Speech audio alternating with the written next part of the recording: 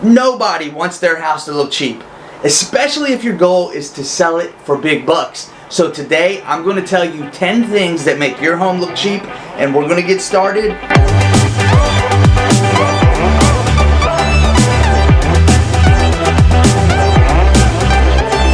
What's up, everybody, and welcome back to All Things Knoxville with me, Ben Barreto, your local real estate pro and relocation expert for East Tennessee. Today we're going to discuss 10 things that make your home look cheap, but before we get into that, remember that this channel is all about Knoxville, Tennessee, East Tennessee, living in East Tennessee.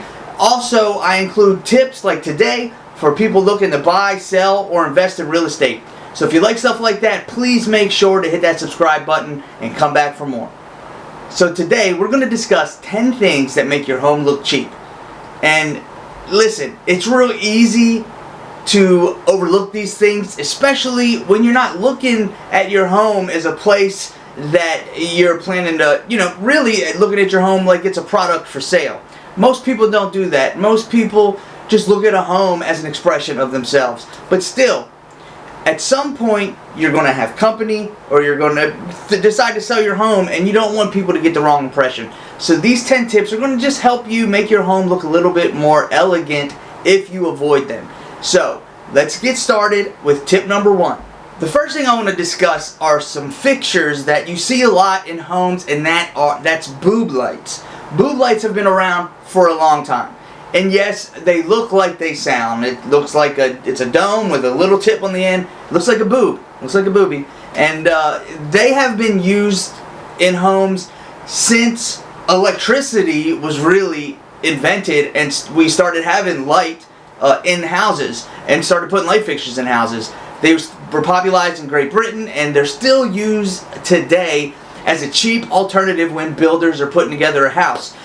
And that's the key word, cheap. So if you have boob lights in your house, consider replacing. Second is exposed cords. Now, I struggle with this because I'm a tech guy. I have 2 computers, 3 monitors, a TV, gaming systems, and I have wires everywhere. In fact, I've been working on trying to hide my wires for the last 2 weeks, and I still haven't got all of them hidden.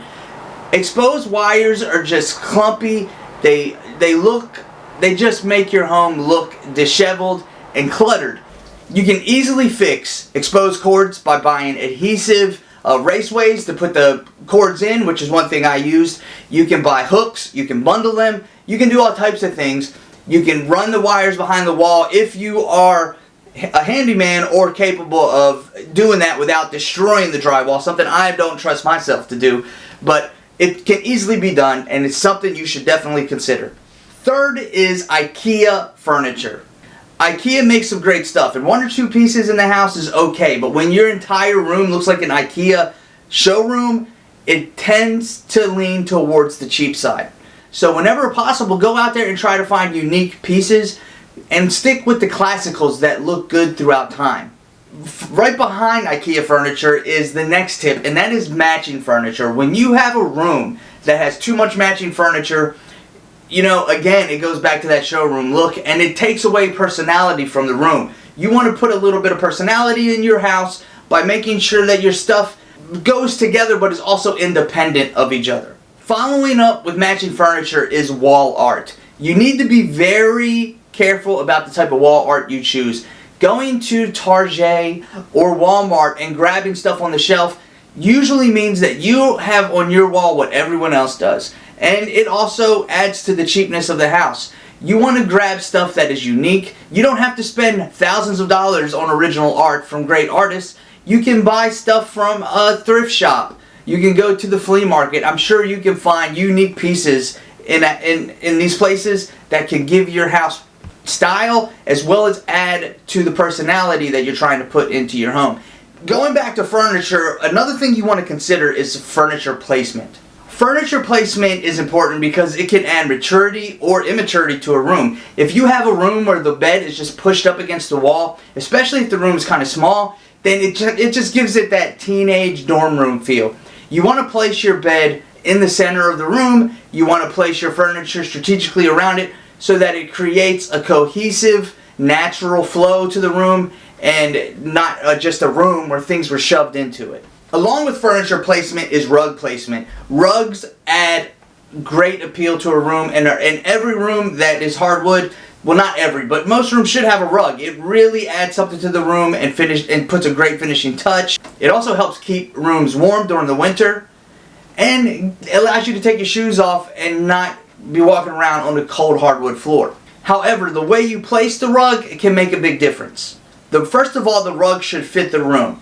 If you're going to have a rug that goes from corner to corner and side to side, you might as well just put some carpet in the room. For example, if you put a rug in your bedroom at the foot of your bed, it shouldn't just sit in the middle of the floor. You actually want the rug to be slightly placed under the foot of the bed so that it connects with the other pieces in the room. Okay, 8 is shoe racks. Shoe racks, when you have a huge shoe rack, especially in the entryway of a house, it makes it look cheap. Yes, it's an obvious place to put it, but if you can, hide the shoe rack in a coat closet or find another area to put a shoe rack or to have people come into the home, whether it's a mudroom or through the garage. You don't want a shoe rack sitting right in front of the door, because when people walk in, the first thing they're going to see are a bundle of shoes, whether they're racked or not. And we all know, especially if you have kids, they don't usually end up on the rack. And all right, 9 and 10 go together. And in this one, I'm talking about tapestries and twinkling lights, or twinkling light fixtures.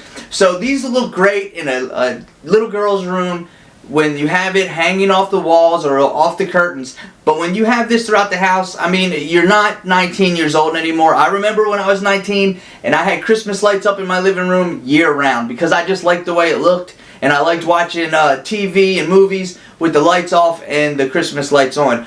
But at a certain point, you just got to get away from that. Tapestries can give a home a bohemian feel, but it also looks very dated. So while twinkling lights can make the room look immature and really unseasoned, the bohemian look with these tapestries can really make a home just look dated and not look very elegant. If you haven't watched it yet, check out last week's video where I talk about the pros and cons of living on a sloped yard. If you move to East Tennessee, it's very likely, like 90% likely, that you're going to buy a property that has a sloped yard, whether in the back, the front, or the whole, all around. East Tennessee is the foothill of Smoky Mountains, so if you want to check out that video and learn why sometimes it's better to live on a sloped property, you can watch that by clicking right here or following the link in the description. Alright, that's it for today's video. I really appreciate you guys stopping by and checking it out. Thank you. It was a pleasure. I hope you got something out of it. Until next week, have a good one. Bye-bye.